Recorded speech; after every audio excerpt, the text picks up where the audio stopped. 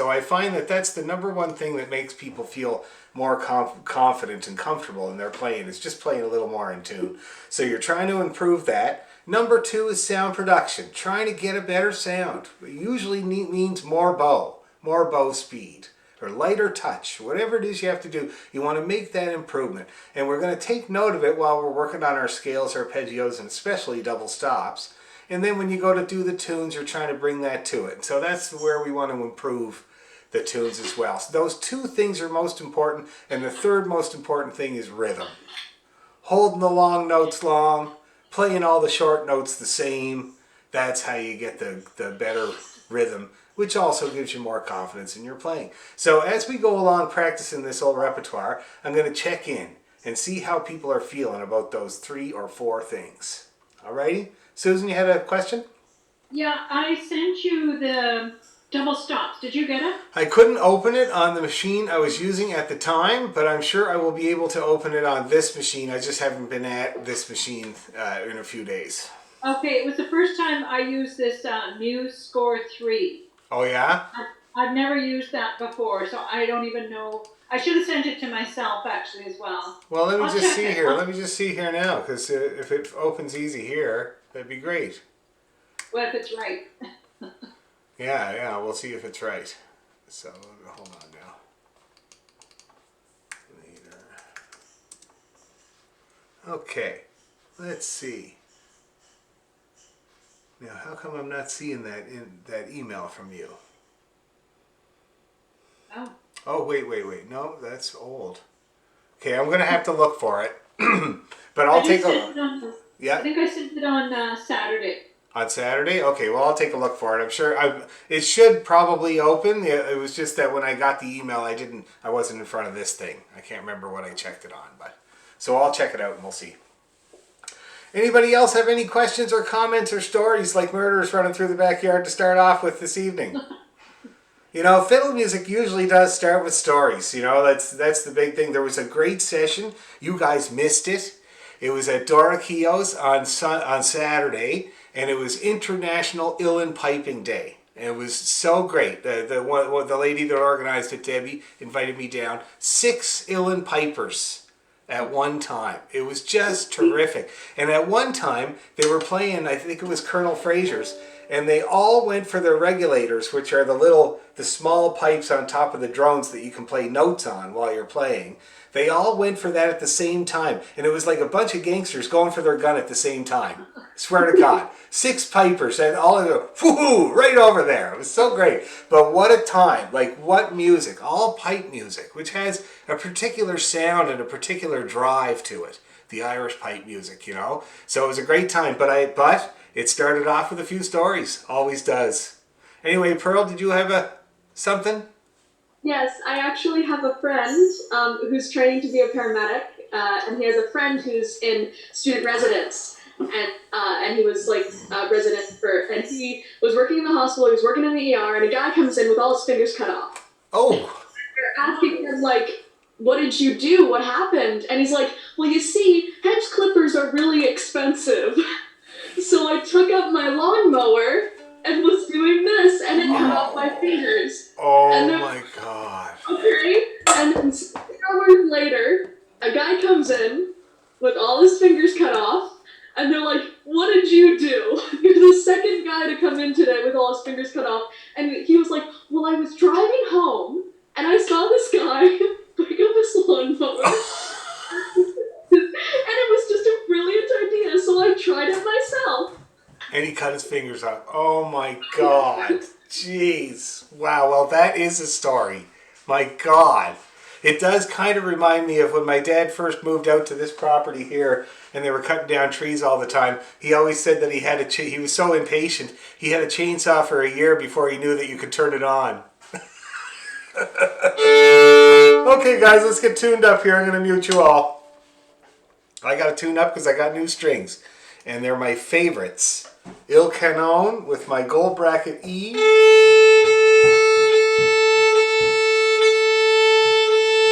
And it is just so awesome. It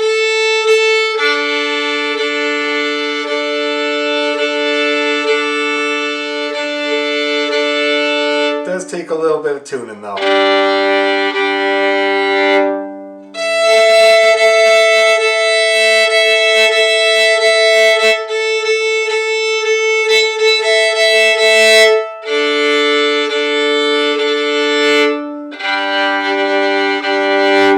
Alright, that'll do for now. I'll have to keep touching it up.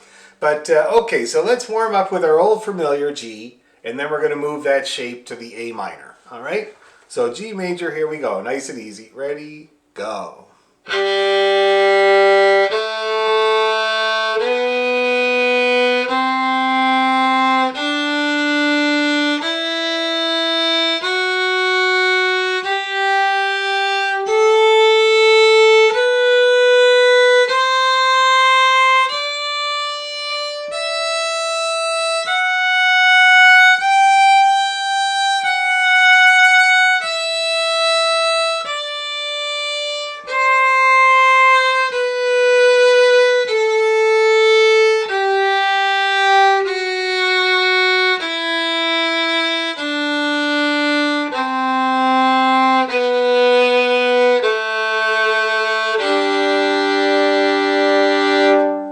Alrighty, now we'll try our arpeggio. Make sure that's hunky-dory. Ready, go.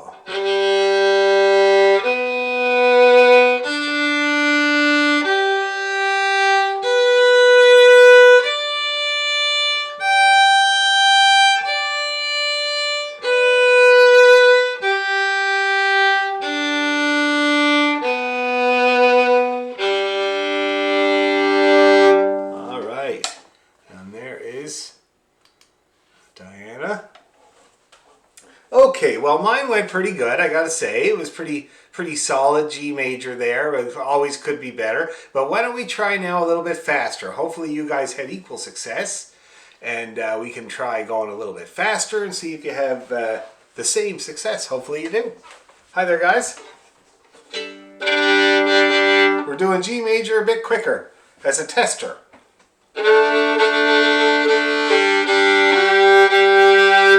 Okay. A 1, 2, here we go.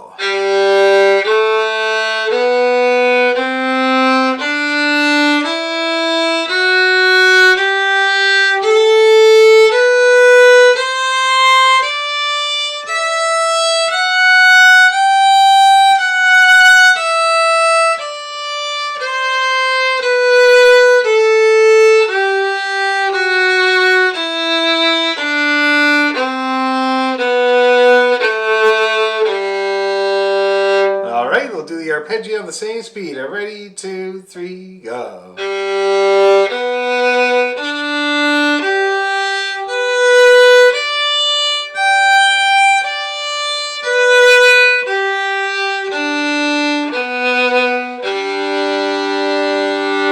All right.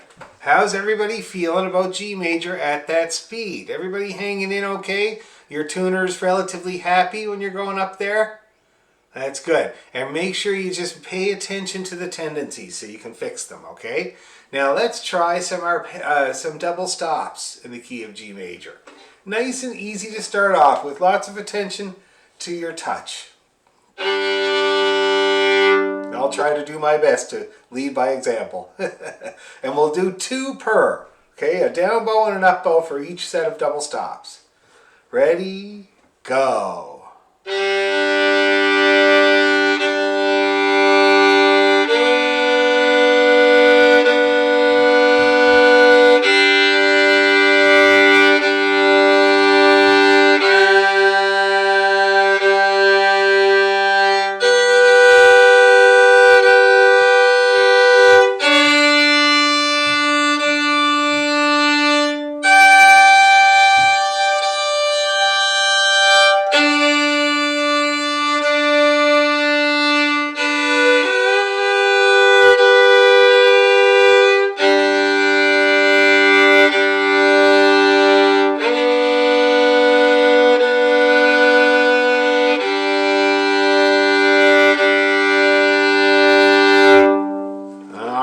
There we go, G major double stops. How are we feeling?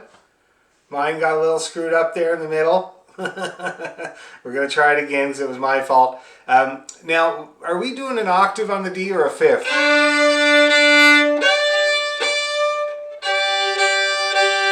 Which one are we doing? It doesn't matter. You can do either one. But I think we were doing a fifth. We're doing an octave? Okay. Octaves are great. No question about it. But you can do a fifth. Really nice one. It's the one where you bridge the two strings with your third finger. But it is harder. No question about it. Let's do it again. Double stops. I'm going to be much better this time. 1, 2, 3,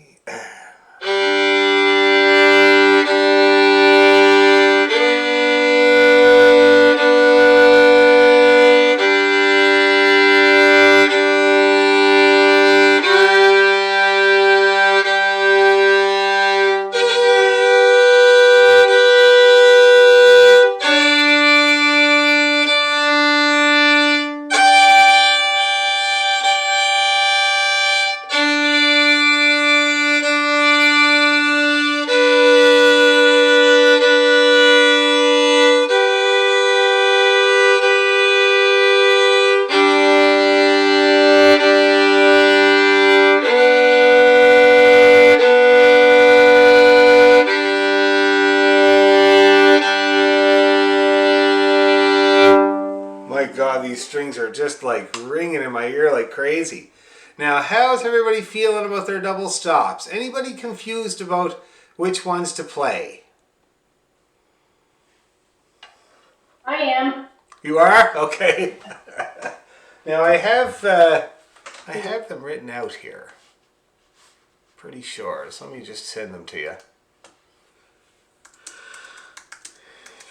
Yeah, me too, Dan. I also need them. Okay, let's see here. Here we go. Yeah, this is it. Oh, that's good. Yay. So I'll just send this to you guys.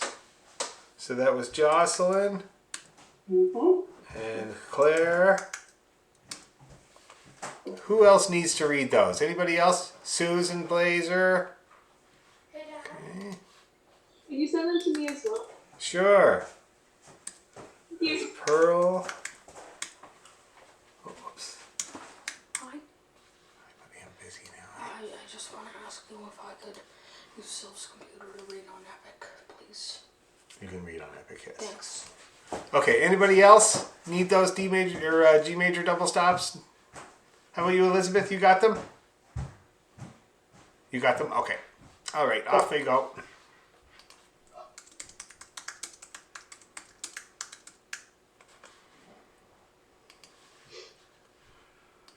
G major.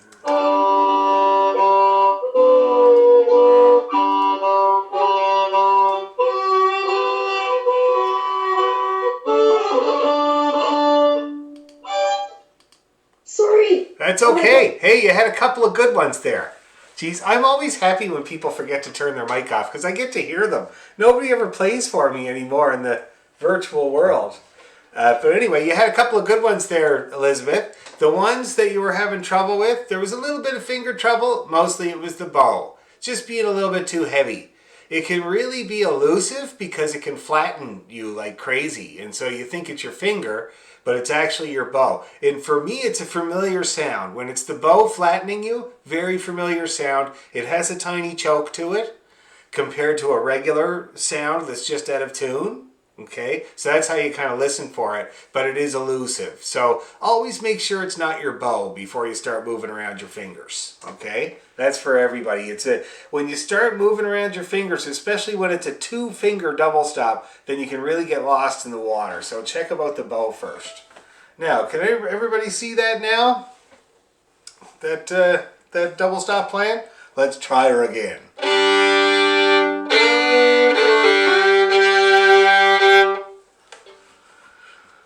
Okay, so 2 bows per double stop there, people.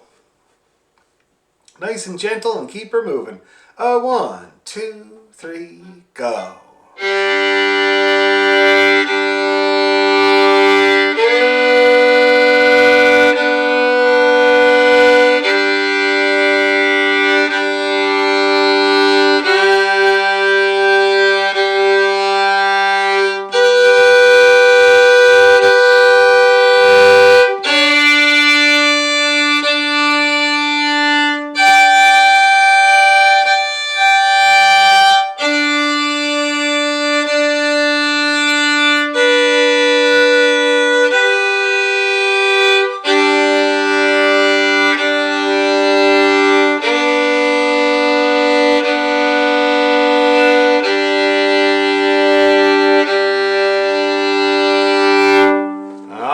How did it go that time? Did the bow help you at all there, Elizabeth? Did lightening up on the bow help? It did. Oh, that's great. Yeah, see, there you go. That's excellent. How about everybody else? How are you getting along? Are you getting some good ringing going on? Yeah? Okay, good. If you have any questions, yes?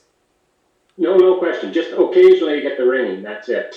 Occasionally, yeah. Well, Yeah. at first, occasionally is all you can hope for, but you make sure you pay attention to when it works, and that's kind of what you want to do every time, you know? That's good, though. Occasionally is good. That is the way it starts to come in, for sure. Okay? Anybody else have any questions or problems that they need help with G major double stops? Because when we get to A minor, it's a little harder. Okay, excellent. Very good. Let's try our A minor scale, shall we? I'm going to touch up my tuning once more.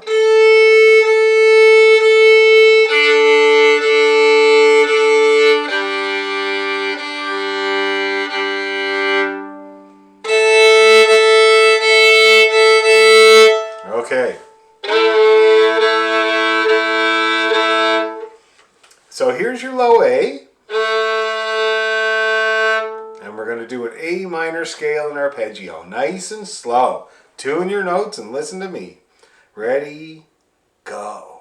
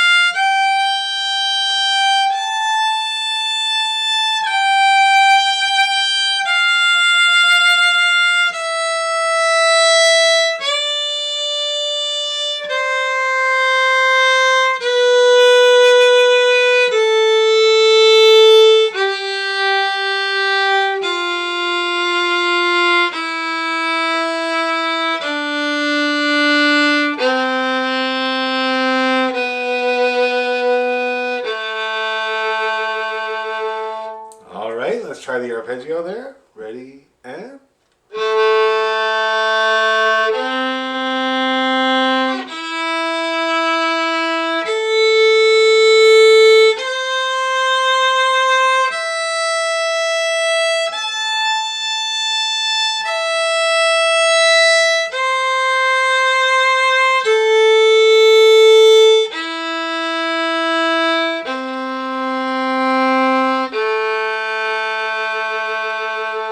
I gotta say, that was the best A minor arpeggio I've ever done, I think.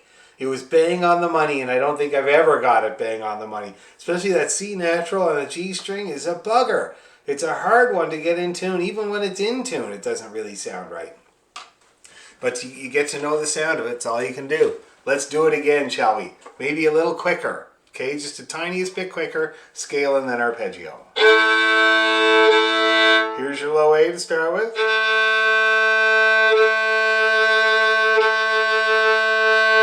Okay, a little tiny bit quicker, not too much. Ready, 2, 3, and...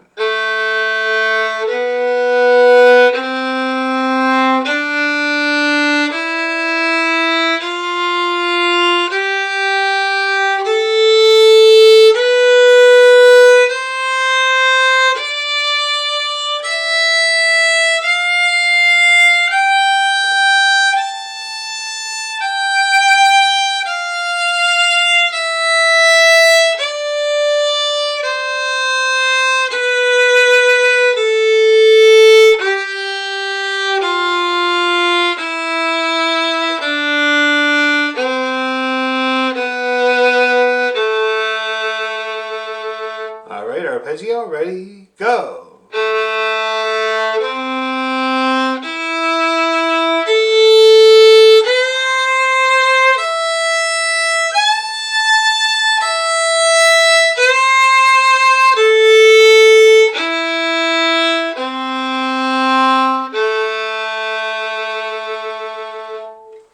All right, now how are people feeling about their A minor scale?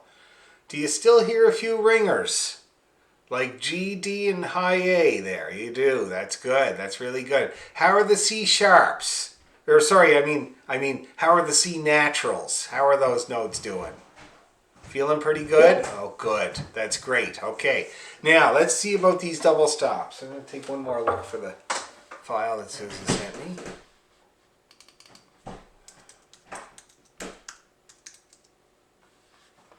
Let's see, that's G major.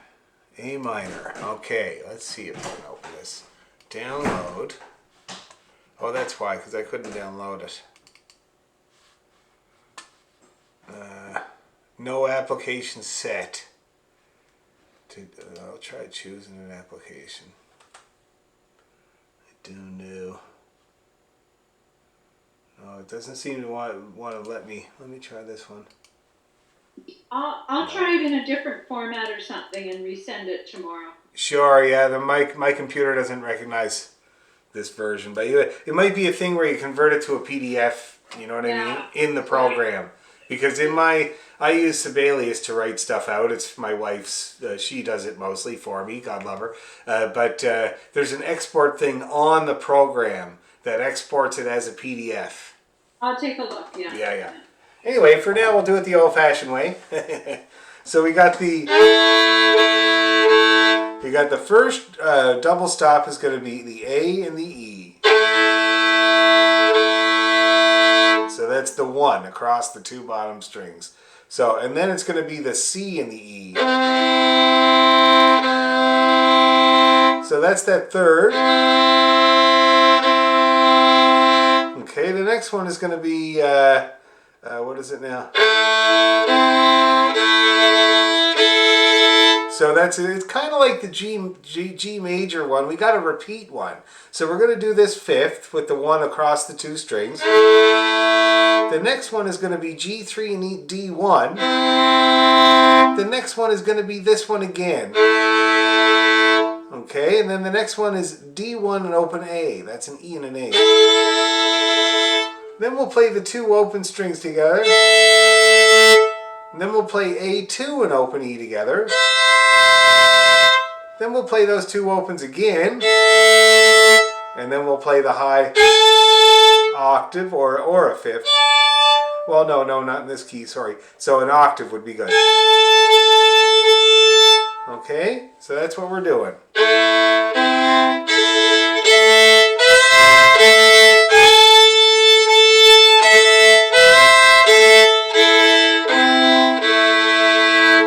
Okay, and then the end of the Tim Burton movie comes.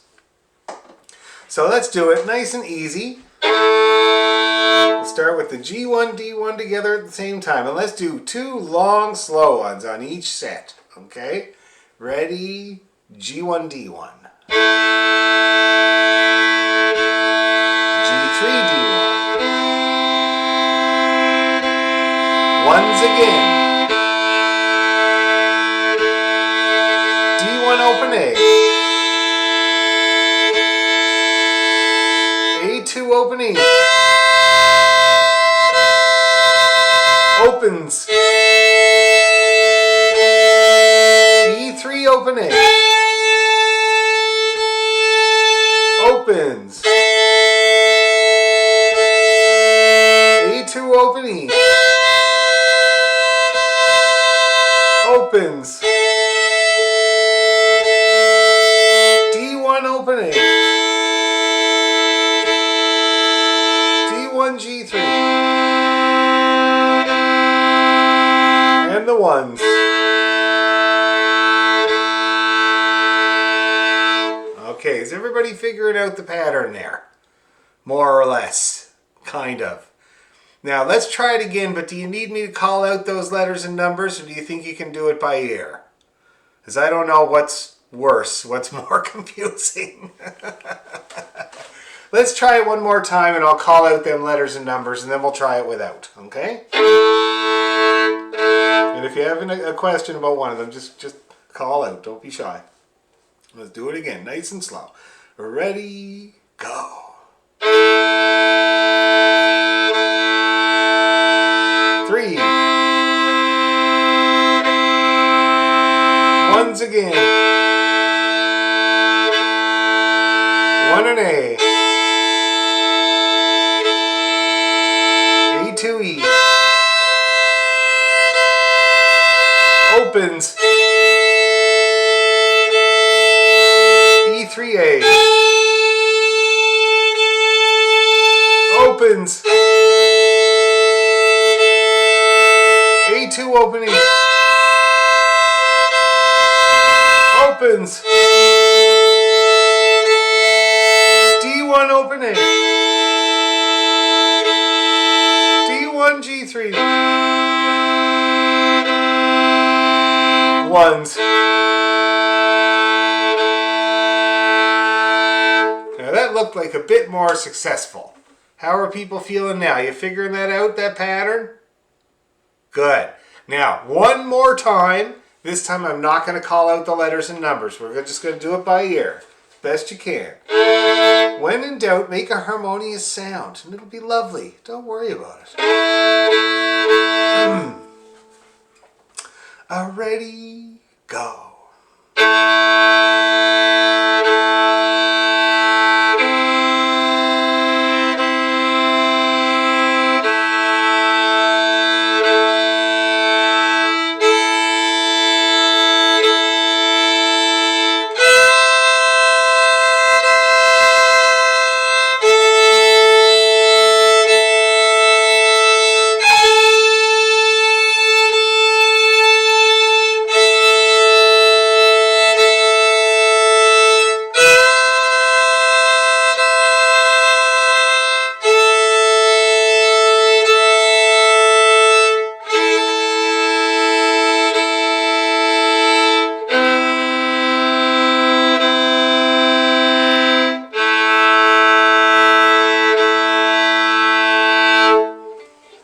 I did great. Let me tell you. I usually have trouble up near the top, but that time it was like right away. So lucky me. You know, sometimes you're the pigeon, sometimes you're the statue.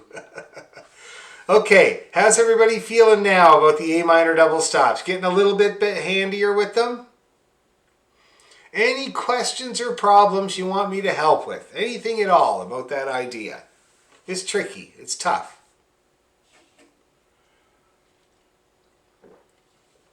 All right then, you asked for it. Let's get into the tunes.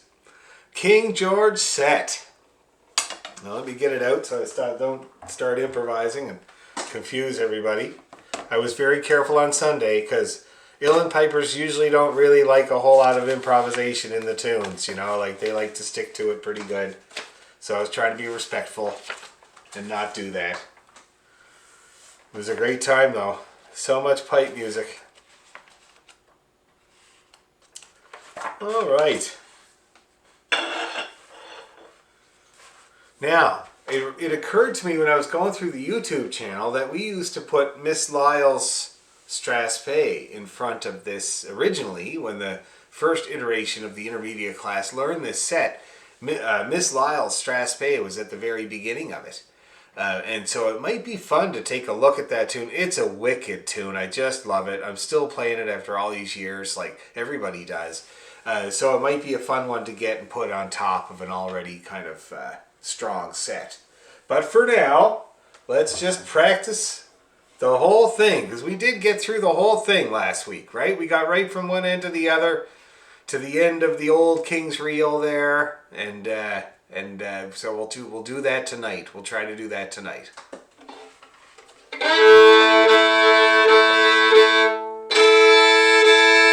Aren't you glad you practiced all that A minor, especially the low stuff? Okay, so I'm thinking of a tempo.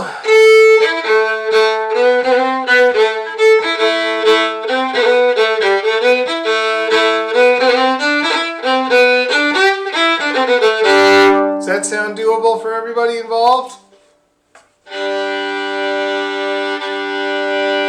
Let's do it. Now that means the reels are going to be...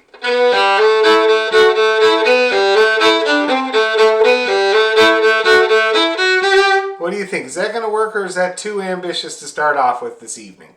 So I don't mind slowing her down, but you think we can make it work there? Good. Let's give it a go. No, Jocelyn's like, no. Okay, well maybe how about we do it on the back foot of that? All right, so just a little bit slower than that.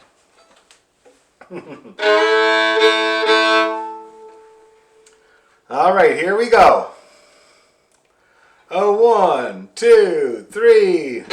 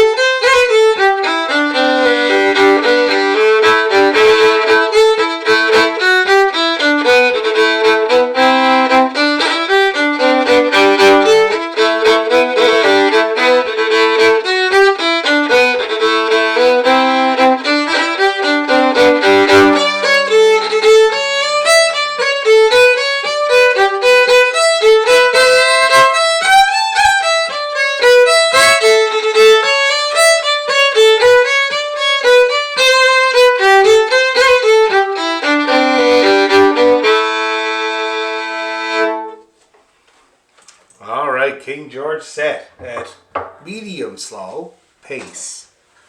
Now, how are people feeling? Elizabeth, this is new to you, I think, eh? Fairly, or not new, but old and unfamiliar? Yeah, I recognize the first piece. What are the two names? There's the King George and then... King's Reel and the Old King's Reel. Both in Sandy's book on page 63 and page 62. But yeah, that's what those are. Okay, and they're, King's Reel and the last one is... The Old King's Reel. The Old King's Reel. Okay, thank you. Presumably the one they had to off to get this new one in, you know. It might have been the fourth, I don't know. It might have been George. I have no idea. Anyway, how about you, Claire? Do you anything I can help you with those?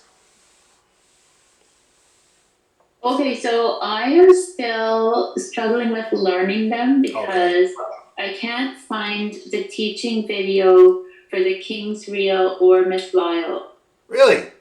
Yeah, I've gone through I haven't even worked my way through all the videos yet. There's a lot of them. Yeah. So I'm working my way through all of them, trying to find where are you teaching those ones. Well, I'll send it straight to you. I can find it right now. I haven't found the King's Reel or Miss Island. I've listened to all the ones around in that date range, but I can't find, like, I can find the ones where it says slow this or fast this, but yeah. So you're looking for a King's Reel?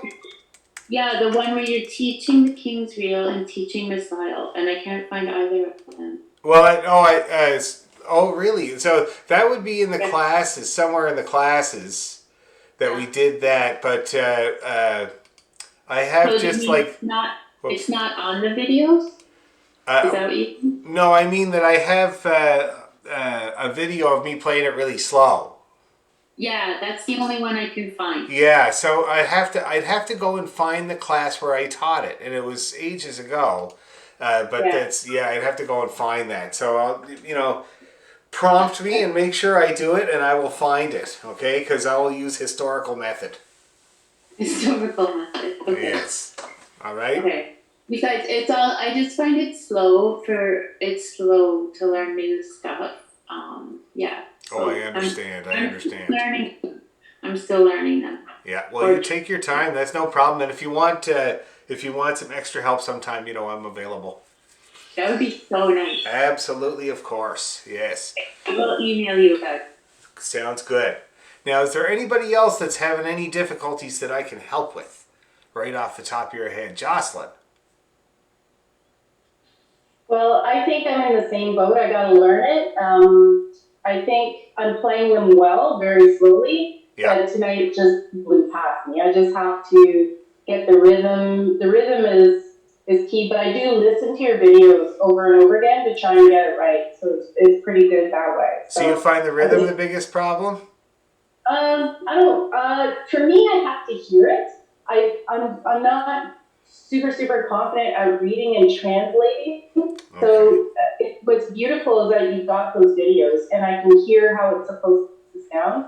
That to me speeds up my learning big time. Okay, well, how about this? There's only 3 tunes, and so I think it would be well worth it. How about this? How about, first of all, we'll work backwards. I really like to work on sets backwards. That way you end up working on the seam at the same time and in the set. So let's do this. Let's play the King's Reel. I'm going to play it up to speed, okay?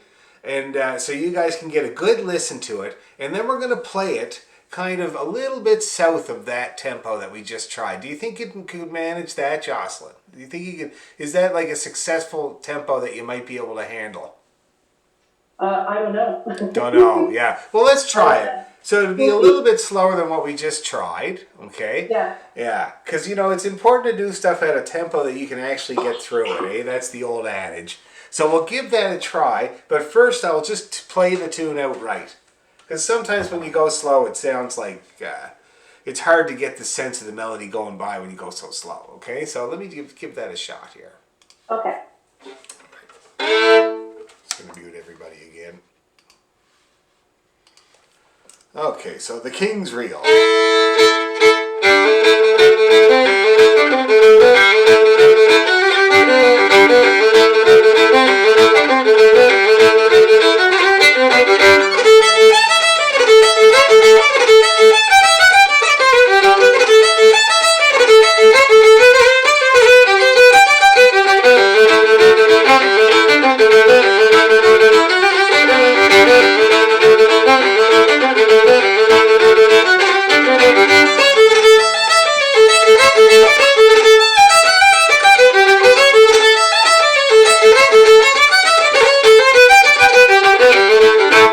Okay, so that's what it's supposed to. So, and when you listen to that, like for me, 90% of what I'm hearing is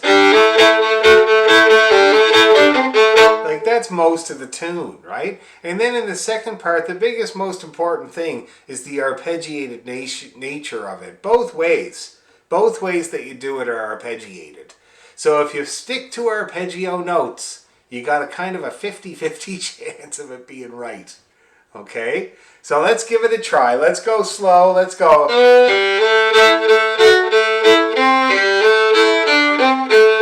And see if we can up that batting average for everybody that's given this a try that's fairly fresh to it. 1, 2, 3.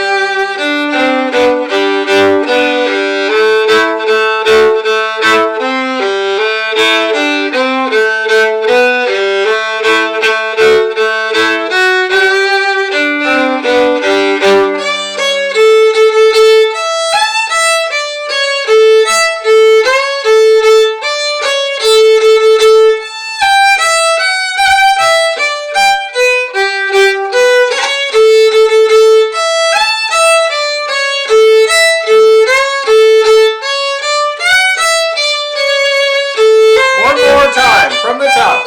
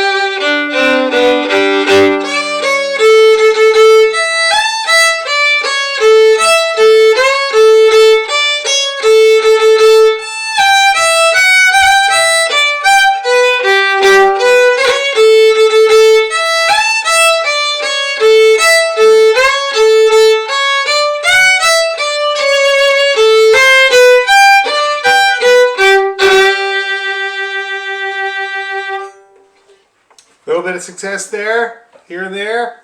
Good. And you too there, Elizabeth? Look like, here and there? Mucking through. Mucking through. Excellent, excellent. Yeah. Okay. Claire, could you play a few notes here and there? A bit? You're still muted. Oh, sorry. I'm sight reading it basically, and I suck at sight reading. It's way too fast for me. Yes. So I'm just going to sit this one out until I figured out how to play it.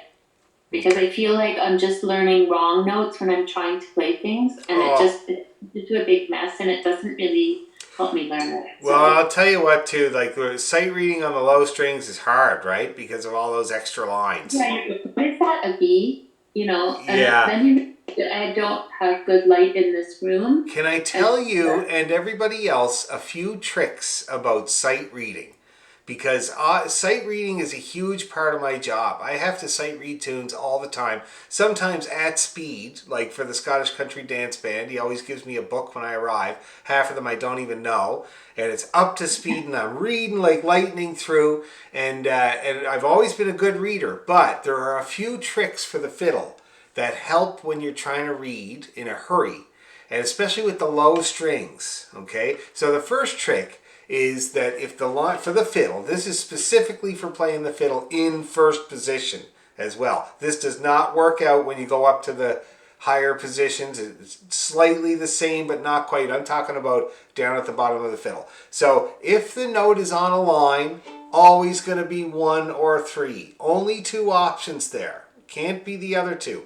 Always going to be 1 or 3. So if you try one, it's not right, try the other, okay? The other thing, if it's on a space, it's 2 or 4 or open. I'm not going to put down my pinky to show you open because it would be very rude, all right? But it's implied. 2, 4, and open. Or, you know, we never use our 4, only for the high B. So most of the time it's going to be 2 or open, right? Only 2 choices when you see the note on a space. One of the biggest pieces of advice for reading, my dad's teacher said, when the notes go up the staff, your fingers go on. When the notes go down the staff, they come off. Very good thing to remember, okay? And the other thing is about the low strings. So in my mind, the low strings, there's only 3 possible notes if you don't include the G string. And you shouldn't bother to include the G string because it's unmistakable. It's the very bottom of the staff, right? You're never going to see a note below that 2 ledger lines with the note hanging off. There's no other one. So hopefully you get it so that as soon as you see that, you don't have to wonder. See what I mean? The next one, the low A, is the only other note that has 2 lines. Okay? All the other notes on the G string only have 1 line. So there again, you're lessening your variables. And when you're sight reading, that's the main thing you want to do is lessen those variables. Okay? So that's the open and the 1. So the open, you want to get to know, it's the only one there is on the whole fiddle. The 1 is the only other one with 2 lines. So at a glance, if you see 2 lines and it's on the line, you know what it is right away. See what I mean? Now, the B is the hardest one to identify on the G string, the low B. But I recognize it because it's hanging off that ledger line. And my dad's teacher used to say, look how lazy it is. It's hanging off. It's not even sitting on top of the line. It's hanging off of it, you know? So, and that's how, but it is the hardest one to recognize, no question about it. And then the C on the G string is Kermit the Frog's eye. Remember Kermit the Frog and his eye was a circle with a line through it? That's how I recognize the low C and the high A ever since I was 10 years old. As soon as I see the Kermit the Frog's eye, my 3rd finger comes down automatically on either the low string or the high string. You see what I mean by that? So that's my tricks of the trade for reading music on the fiddle. Okay? The other thing is to identify on the staff where the strings lie. So the top part of the staff, the top space and up, is all for the E string. That's all the E string's domain. The 2 middle lines below that are all the A string because the A is the middle of the fiddle. See that?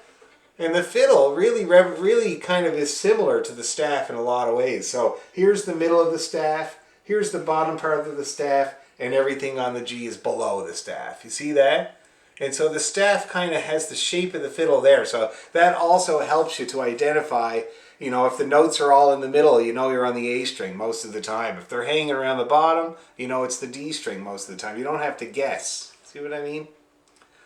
So those are my tips for sight reading fast. All right, when the notes are flying around your helmet. Anyway, so let's do the same treatment to the old King's Reel. I will play it, and then we will play it together nice and slow, twice.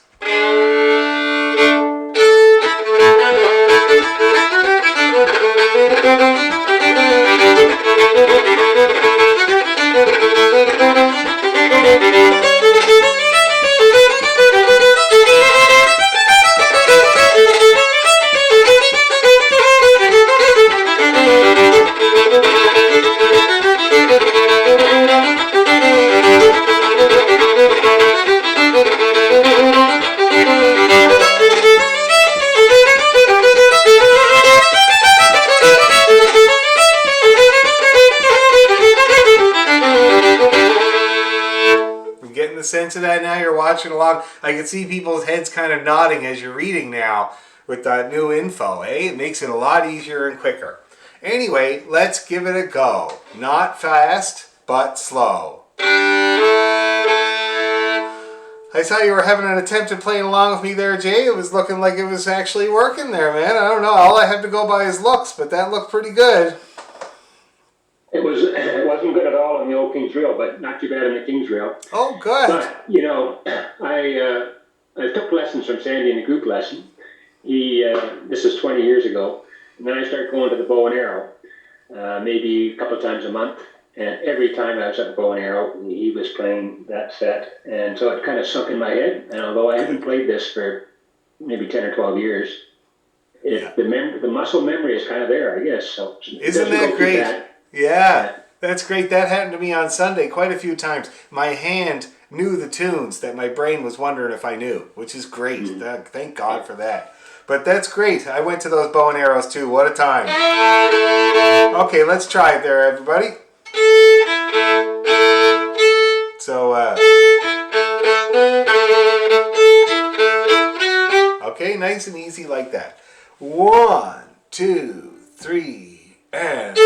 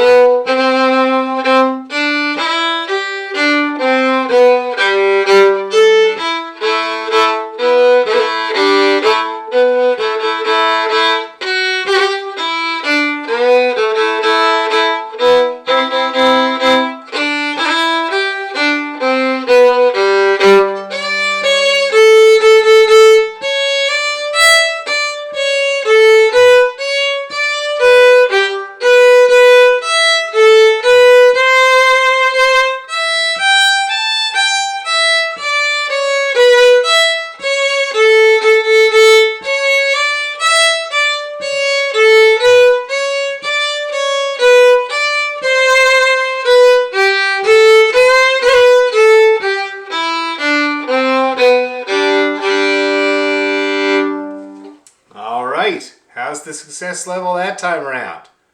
Doing good? Getting it in there? That's great. Okay, cool. Now let's do the same treatment to King George IV, and then we're going to leave it. I'll give you guys, you newbies, a chance to practice those tunes because they're fairly fresh. And everybody else, you know, they all know what they got to work on anyway. And if you're finding that it's going quick and easy, of course, there's some double stops like I was putting in there. There's some grace notes. Work on your cuts. Lots of things to work on. Okay. So now, King George IV. I will play her up to speed.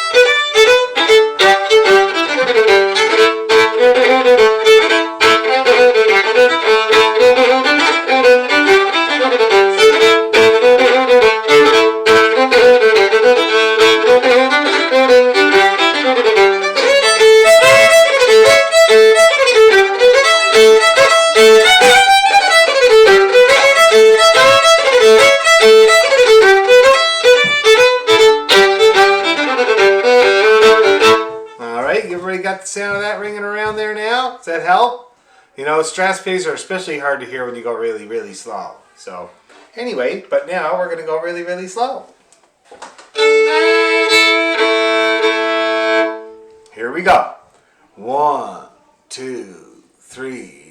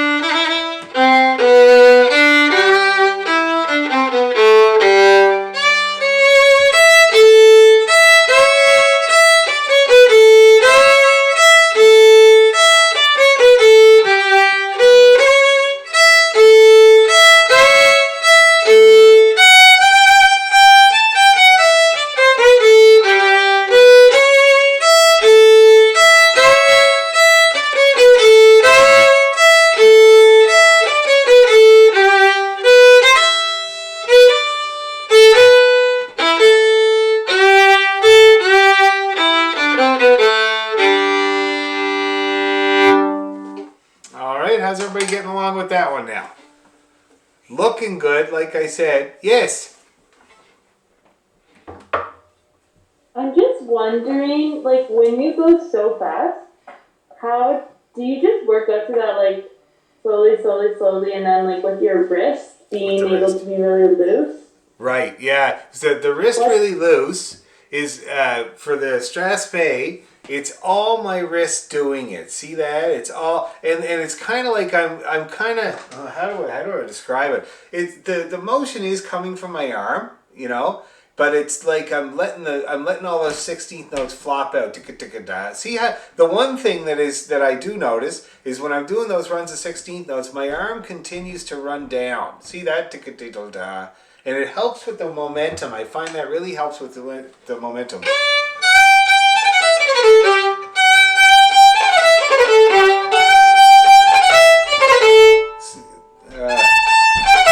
Yeah, it's kind of like it's a downward, and the hand is going. See that?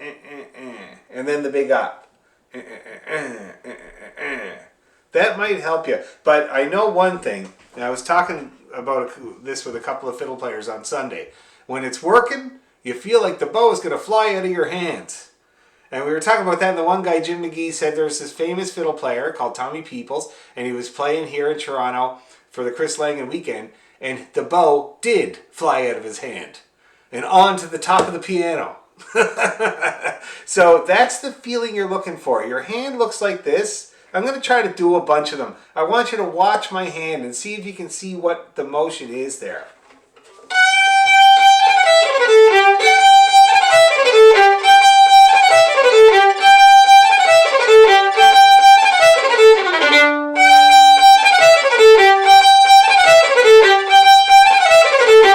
So you see what's going on there? It's kind of like this here. And it's more that hand bowing. Remember hand, hand, hand, hand, arm, arm? Remember when we did that? It's like that. That's what we're doing here, but it's all hand. The other thing is, to make it clean, if you're bowing with your hand and you're having good success, but it sounds a little rough, kind of like that, you know, that means it sounds like Tarzan's rope is a little too long. So when I'm using just my hand, I always use the analogy of Tarzan's rope. So Tarzan's swinging from tree to tree there, and I'm using that to do all my bowing. See that? If Tarzan's rope is too long, his feet dig into the ground and he can't swing. If Tarzan's rope is too short, he just skims the grass and he can't get to where he needs to go. So you need to get just the right amount of distance by kind of, when you're doing that hand bowing, you want to raise and lower this here until you get just the right length. So all you got to do is chicka-chicka, chicka-chicka, chicka-chicka, and it all comes out okay. So like an example of Tarzan's rope being too long would be, see that? It's digging in the whole time there. An example of it being too short is this. Just as bad as a problem. Okay? So you want to get just the right amount. Also, this part of the bow, best place to do those. Doing it down here, you can do it, but it's much more difficult because you got to pick up on the weight of it the whole time.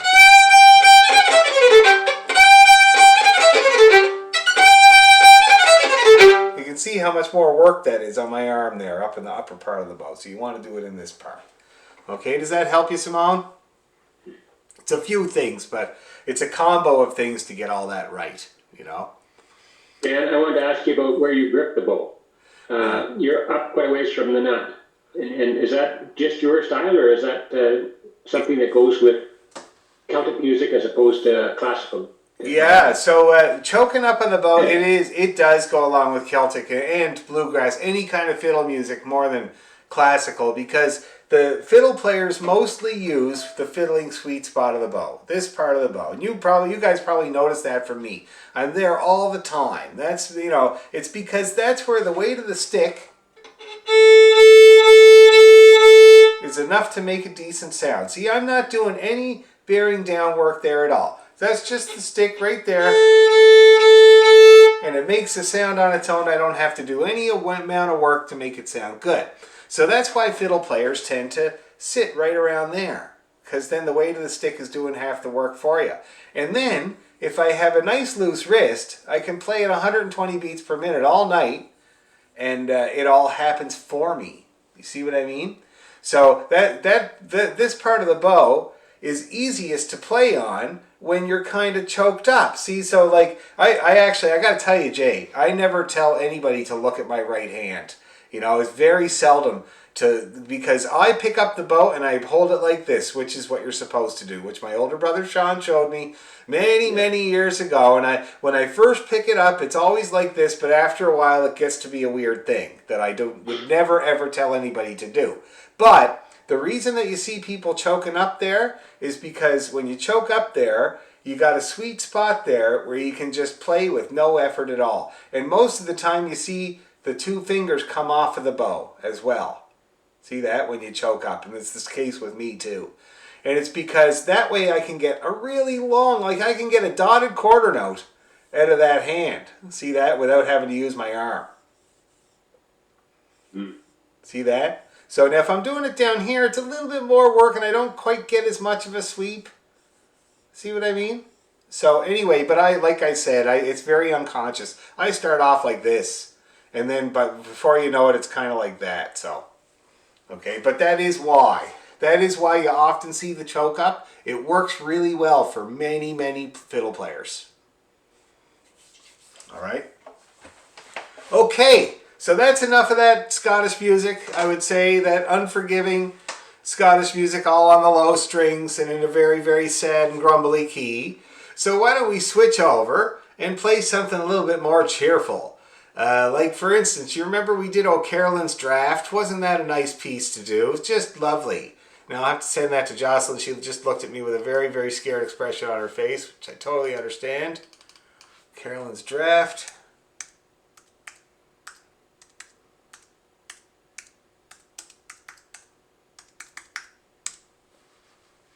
Here it is. Forward that to Jocelyn.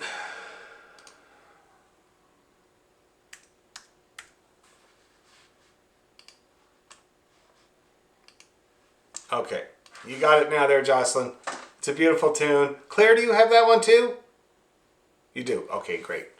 Yeah, really nice tune. I'm going to get it up on my screen here so I don't confuse anybody.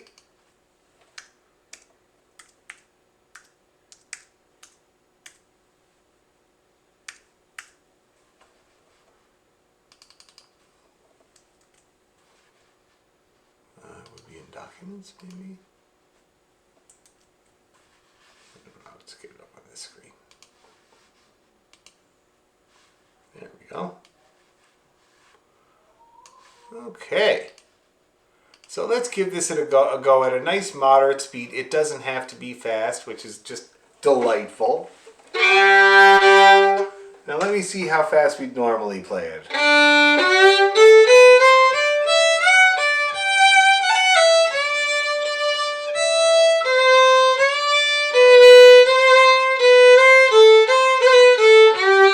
Do you think that's a doable tempo there, guys?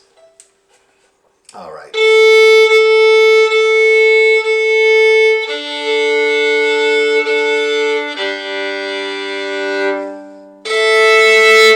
I thought of a tune that we should do. The Celtic Orchestra is doing a set dance called the Blackbird. Have you guys ever heard of that tune, the Blackbird? It's a really good one. It's a tough one. But I thought of another one that would be really fun to do sometime. King of the Fairies. Great tune. It's another set dance. It's as old as the hills, and it's a really fun one. So I thought maybe we could do that next time or something like that. Okay, oh Carolyn Strap. Let's take her nice and easy. 1, 2, 3.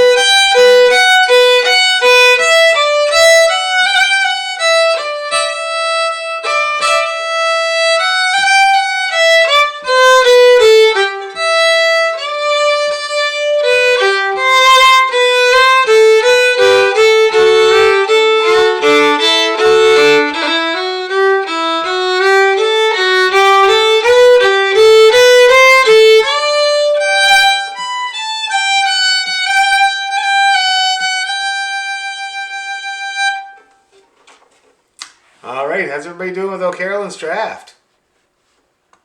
Seem to be cheerily moving along with no real serious difficulties. It's not a hard tune, eh? It's mostly arpeggios and scales, and if you get them in the right order, you can pretty well whip through it pretty quick. Have you guys ever heard of a tune?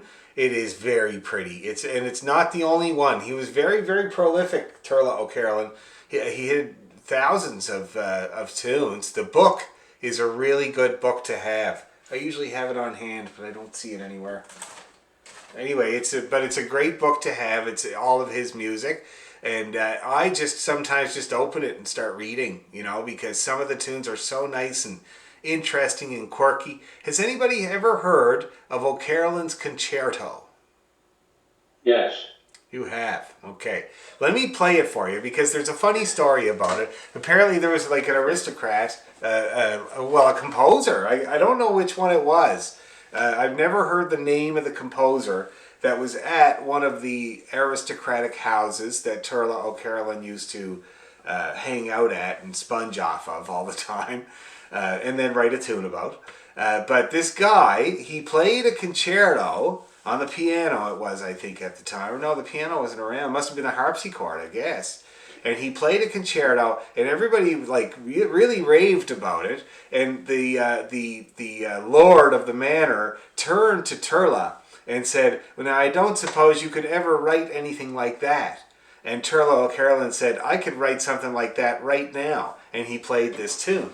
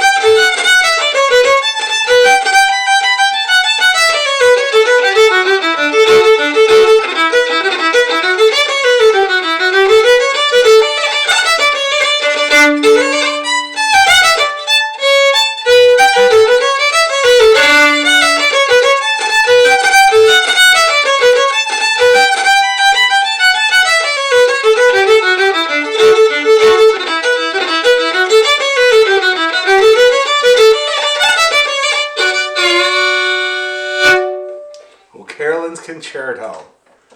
So it tells you one thing: never ever turn around to an Irishman and say, "I guess you probably can't do that now, can you?" Because they're going to try to do it. I mean, if you want the person to do the thing, then that's, I guess, how you would do it for sure. Which I have to say, I have used that move.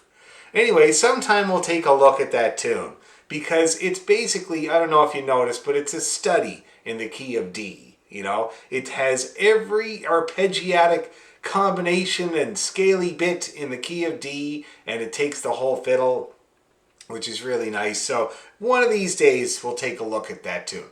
For now, let's for the last part of the class, let's take out those jigs we were working on. The Stool of Repentance, remember that one there? And what was the other one we did with that? Anybody remind me? Was it Cliffs of Moher? Cliffs of Moher?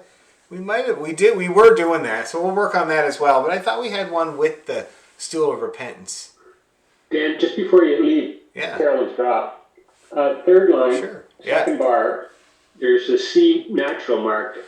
And why, is that a typo or is that a reason? Let me see. No, I don't know why they put that in there. The only reason I figure that they put that in there, Jay, is because there's a C sharp up in the line above. And so maybe they were trying to remind people that that was an accidental and that they should go back to the C natural there.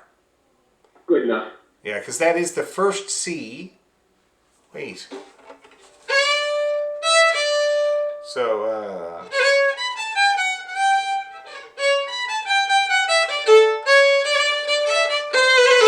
Geez, they should have put one in the ending too. They failed to put one in the ending, but that C should also be a C natural there. Whoever wrote it out on the session.org. Blow Joe from Boise, Idaho. Something like that. I swear to God. Yeah. C is it that should be the C natural? In the first ending, there's a C, and it should be natural. Yes. Okay. Instead of the C sharp in the bar just before that bending. That is correct. That is correct. Okay, thank you. No problem. But then it has to switch to C natural for that to end. Okay. Geez, the kids are always watching these YouTube videos where people give reviews of stuff and they're really brutal about it. You know, they're like complaining about the toy or the video game or whatever. And I should start doing reviews for the session.org versions, eh? Where I really like rip them apart. Like, what was the guy thinking? Anyway, Stool of Repentance. Let me get it out here. Might just have it here. Should be great.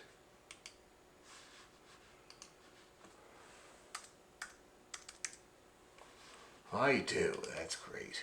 Excellent. Okay. So, let me just play it for you so you remember what it sounds like.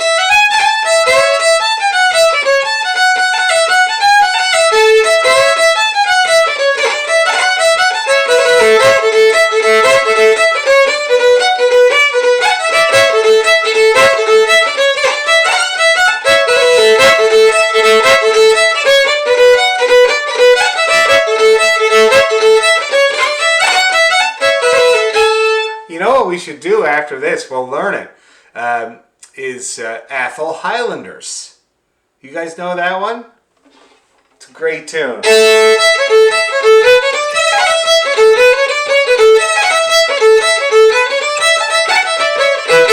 And it's a Highland pipe tune. It has 4 parts. It varies rhythmically.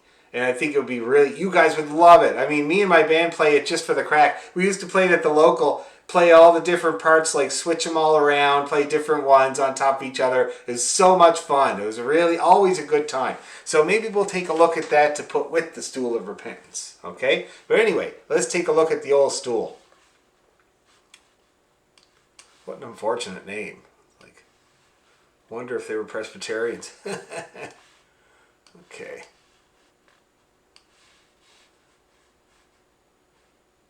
All right. So we'll take her slow. No need to go fast at first. Let's go to about this fast.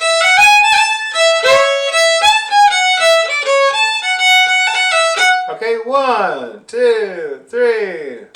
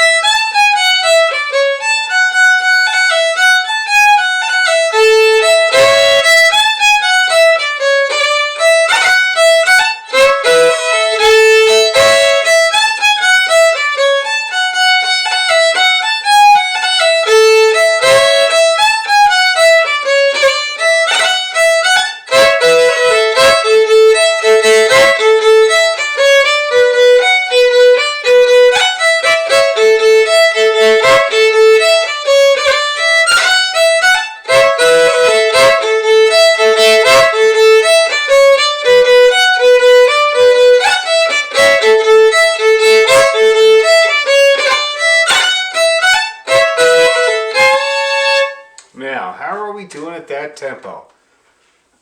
Anybody having any problems that they need me to help with? Because I'm here to help.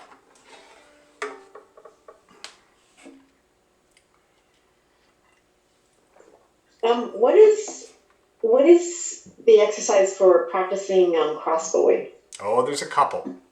So my favorite one for you mean crossing strings, right?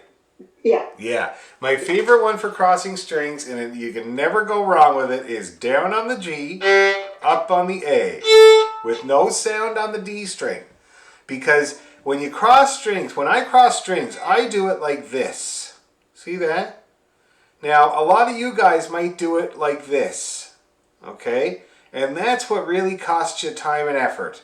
When you're trying to play fast and that elbow starts swinging around, it's like pushes your bow around and it's slow. And also, a tiny little move at elbow level is a huge move on the strings. You can see here, like, I move my elbow a tiny bit and I'm on the D, even if I don't want to be. So I do it like this. Now, for most people, that's not readily available. So the exercise to do it is to go down on the G, up on the A, with no sound on the D. Because if you do it the old way, it's going to sound like this. See that? But if you do it the way you're supposed to, it shouldn't. See that? Same thing down on the D, up on the E.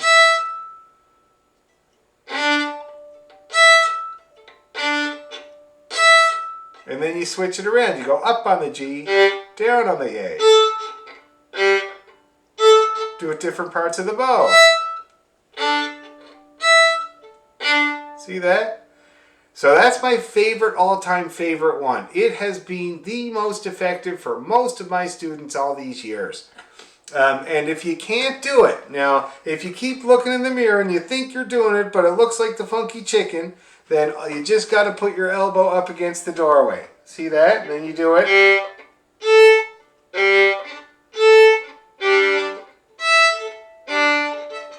Have no choice but to do it the proper way. See that? And that's my number one favorite string crate changing exercise. The other one is a very simple thing my dad's teacher got me to do a long time ago, which is you kind of put your bow as if you were doing a G major double stop, and then you go. Again, only your hand, and you got to be strict with yourself. That's the thing. Use a mirror, use the doorway, use some way to make sure you're doing it right and not doing it like this. Now that's the result. I always like to point out the result. If you're doing that with your elbow, this is what it sounds like. Because you see my bow is following the angle of my arm and changing angle on the strings there. And that's what makes the scratchy sound. See that? So that's what it sounds like. So that might help you. When you're working on it and it sounds like that, it's probably because you got too much elbow involved. All right? So the doorway is good or whatever. The Zoom window seems to be, over the last 2 years, the most effective thing for people trying to get this, because you're looking at yourself, you know? And you're making sure that you're doing it like this and not like this. See that? So yeah, like a double stop, but you go back and forth using only your hand. And this isn't good enough. Right? You want to make a decent sound. And lightness is always what prevails. Then you do it on the D and the A, which is the most likely one you're going to get it right on.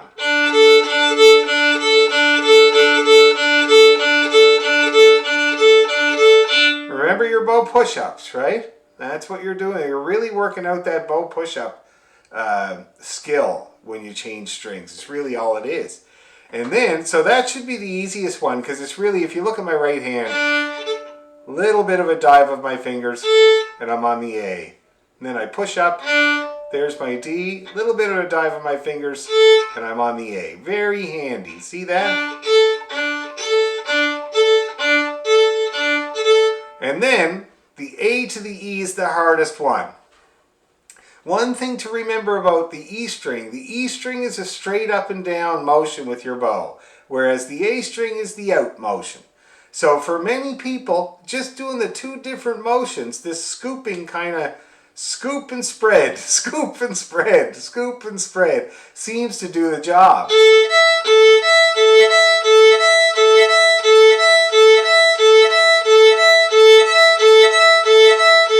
See that? Spread, scoop, spread, scoop, spread. That seems to be the what people have to do to get it almost right away. So no big kind of change with that one. Just a slight direction change of the bow. And then you're going to end up being nice and light, which is really what you need. When you go between the A and the E, it's really volatile. The E is the most susceptible to whistling. And if you change, for instance, my worst favorite thing, my thing that I hate, is going from an A to an E on an up bow slur. Because if you have any amount of angle at all, you hit that E. See if I can make it happen. No, I can't make it happen. I'll keep trying. Oh, it happened a little bit there. Did you hear it there? A little whistle there at the beginning? I can never make it happen when I want to, but it happens all the time when I don't want to. And it's a whistle. So it's like that. That there. See that? And it's because my bow hits that open E, which has no winding and is very tight and unforgiving, at an angle. Okay, so you want to make sure you hit that E string at a right angle. And that's what's hard. When you do that up bow slur, it's easy to go like an off to the one side or another. So you want to keep that straight. Okay? And that's how you practice string changing for fiddle players. All right? Because we got no time, right? We have no time to compensate with the elbow and stuff. The notes are flying. We're not like violinists that play a note for a half hour. We got to be just whipping around. We got no time. So we got to do everything with just our hand. See that? Okay. Good question. Thank you. All right, guys, let's finish her off with speeding up Stool of Repentance slightly, okay? And then next week we'll learn the Ethel Highlanders. It's been a while since you learned anything. I think the process will help a few people, and it's an easy tune. I'll record it, put it up on YouTube, all right? Let's do it. Stool of Repentance. Oh, look at that dog. This is I just want to say this is a Nova Scotia duck-choling retriever. Wow. There you go. A Nova Scotia breed. Wow, amazing. Boy. Yeah. He's amazing. Excellent. Nice one. I got a Newfoundlander on my street. He's huge. Okay, here we go. So a little bit faster with the Stool of Repentance. It's going to be kind of like this.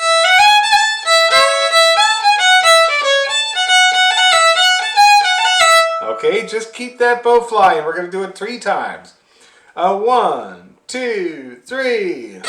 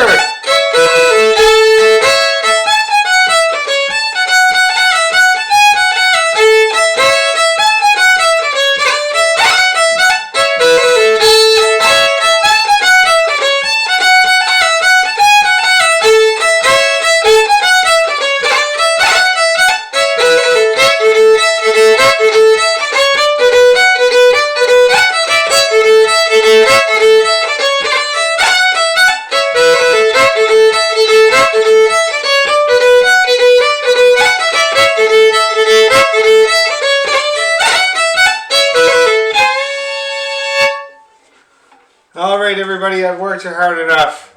And being at court all day has done me in. Okay, Dan, thanks a lot. All right, so we'll see you guys all next week, and we'll learn some music, and we'll keep working on music. All right? Anybody that needs help, please get in touch. I'm very open. Thanks so much, Dan. Thanks, Dan. Bye-bye. Thanks, Dan. Bye. Bye.